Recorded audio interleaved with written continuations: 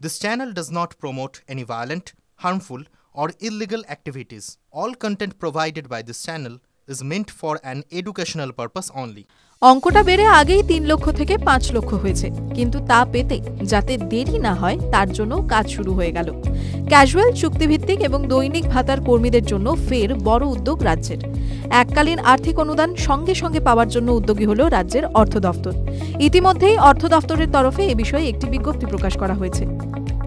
ওই বিজ্ঞপ্তিতে সব দফতর এবং জেলা প্রশাসনকে জানানো হয়েছে, এবার থেকে ডিরেক্টরেট এবং তার সমতুল্য সংস্থাগুলি HRMS এর মাধ্যমে টার্মিনাল বেনিফিট অর্থাৎ অবসরের সময় এককালীন অনুদান পেতে অনলাইনেই আবেদন করা যাবে। গোটা প্রক্রিয়ায় যাতে বিলম্ব না হয় তাও দেখা হচ্ছে। এবার থেকে ডিরেক্টরেটের অধীনস্থ সংস্থাগুলির ডিরেক্টরের কাছ থেকে অনুমোদন নিলেই চলবে।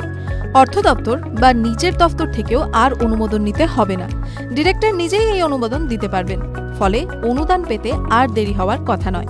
প্রশাসনিক সূত্রের খবর, এই উদ্যোগের ফলে কর্মীরা যেদিন অবসর নেবেন সেদিনই এই অনুদান পেয়ে যাবেন।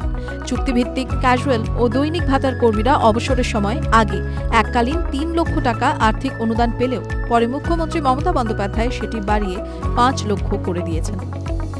TV9 Bangla, digital.